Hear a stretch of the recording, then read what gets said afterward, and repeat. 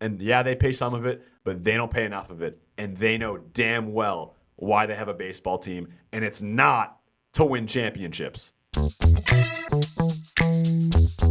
Today's Thursday, an off day for the Red Sox, and they kick off their homestand tomorrow and their home opener against the San Diego Padres. The season has not started as well as the Red Sox organization and their fans have hoped, winning their first game and dropping the next 5. Obviously, the first game being a Garrett Crochet start, and their last game being a Garrett Crochet start. But unlike the first game, he wasn't the Iron Man that they expect him to be every time he's out in the mound.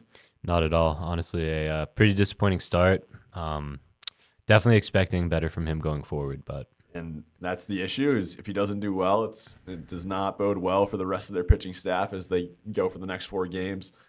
And in the larger scope, we have these pieces that they've picked up over the offseason and in years past that the Red Sox organization has expected to perform well, and they haven't. And obviously, it's a small sample size. But this speaks to a larger issue. Since 2020, the Red Sox, they make a gamble because they've said, as soon as they traded away Mookie Betts, they basically said, we're not going to sign bigger bats, bigger pieces, because we think we can just plug and pull pieces and put them into this puzzle. And once they're in that puzzle, they're going to fit, they're going to mesh, and this team's going to be efficient in their areas, coming together as a conglomerate, and they're going to perform overall well. Now, when that gamble does not pay off, obviously, they just made the playoffs last year for the first time since 2021. And that was a great season. And we had Roman Anthony come in. We had Alex Bregman. And we were like, okay, we're going to re-sign him.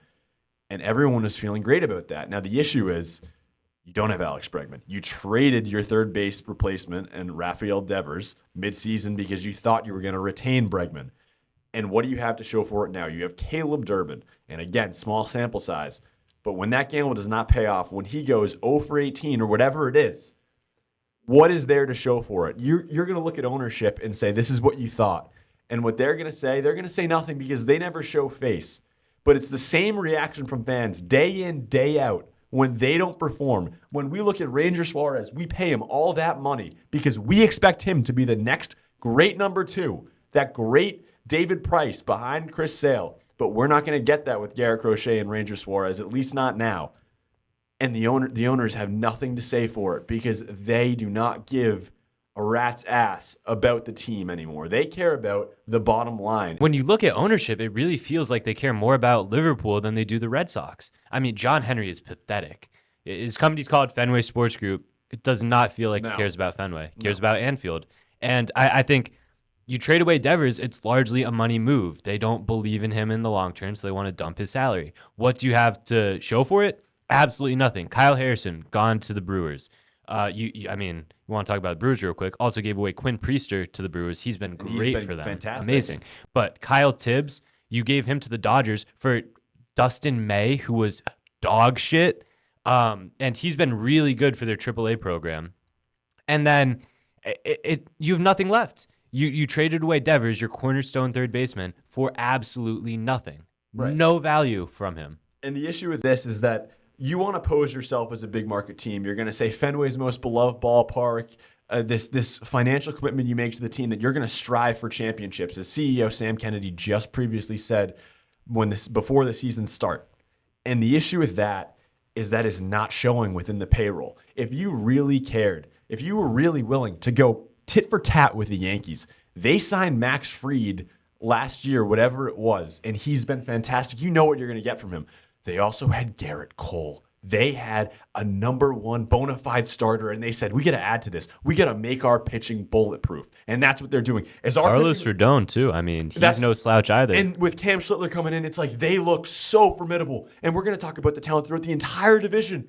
And we have nothing to show for it besides one guy we plot out there every single 5 days saying, this rests on you. If you don't get a win, we're going to be behind pace. We're going to need to rely on the bullpen. They're going to need to overachieve. Our 2, 3, 4, 5 starters need to overachieve. I'm not sold on Ranger Suarez. I saw that signing and I was like, this is great. But the fact that he's our 2 and Sonny Gray being our 3, Sonny Gray, he was great for the A's when he started out. He's 35 now. He's 35. And you could say his prime's well past him. And easily. I don't understand these Red Sox fans. we said when we first got Sonny Gray that this was a great start, that starting the offseason, like, this is what we want, but we need to add more.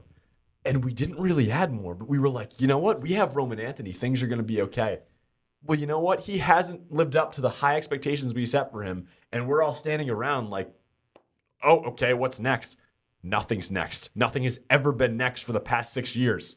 I mean, I think the real problem is sixth highest payroll in baseball and one star to show for it. Roman Anthony will be a star, but right now Garrett Crochet is the only bona fide year in, year out all-star you can see on the roster. Absolutely. And I mean, to start the season, starting pitching, atrocious. Bullpen, atrocious. Hitting, atrocious. Yeah. I mean, coming in, who are the pieces you picked up? You picked up Isaiah Kiner-Falefa, you picked up Durbin, you picked in Monasterio. Yes.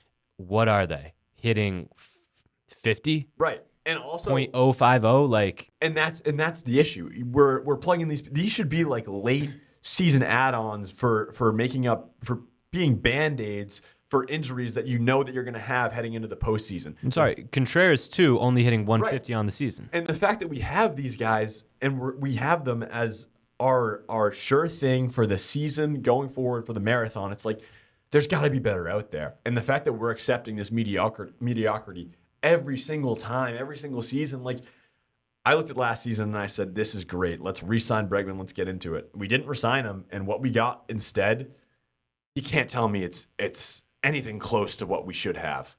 I mean, every aspect of this Red Sox team looks worse and is underperforming compared to last season. Absolutely. I feel like you guys are absolutely blowing out of the water. I mean, 1 week ago, 2 weeks ago, we talked about it. They weren't spending money, all that bullshit, whatever. Going into the season, was it not a consensus across the league they had a top 10 starting rotation? You're going to let a 6-game span But at the very start of the MLB season. At the very start. That consensus was inflated by Red Sox fans. I don't know. You I don't know about look that. at him last season. Bayo had a really good season last year. Crochet was obviously And we're Cy coming Young in, caliber. you're acting like you have. But You're talking. They have the worst starting rotation in baseball. Okay, they've played 6 games out of 162 of the season, and you're gonna base the entire season off that. Jack, it is never too early to overreact. Right. That's number It one thing absolutely around is. here. Yes, dude. You're acting like Roman Anthony, who started 3 for 4 in the first game. He has 2 hits since then. You're acting like he's gonna hit 200 the whole season. No. Mayer's gonna hit 200. Jaron Duran's gonna hit 160. You're acting like all Mayer that's gonna probably stay will. the same. He might. Mayer might. You don't know. But you're coming out here and you're acting like they're the worst team in baseball, and it's going to stay that way the entire season. The concerning part is moving forward, obviously, they're going to improve. They're going to get better. They're going to refer back to the mean. The concerning part is that they're in the toughest division of baseball, and they're putting themselves in a hole to dig back from. Yes. But I'm not concerned that they're going to get better. I'm just concerned that they can't catch up Now- to the other teams. Now, what I will say is I understand that Roman Anthony will get better, but in the situations where these players are going through hitter slumps, especially as a second-year player, that Roman Anthony very well could hit a slump, and he just has right now, sort of.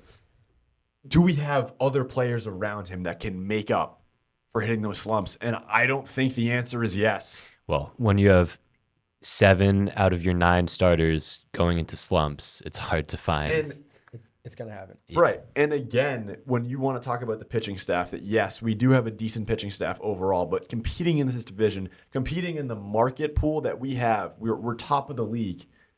You throw at these guys, and I think that we were so hopeful that everything was going to go well because we were so optimistic, riding the highs of last season. Newsflash, it isn't last season anymore. Roman Anthony's back, but we don't have anything else to support him. And yes, those pieces can come along. Wilson Contreras can start hitting. Caleb Durbin can start hitting and show flashes of what he was in his rookie year.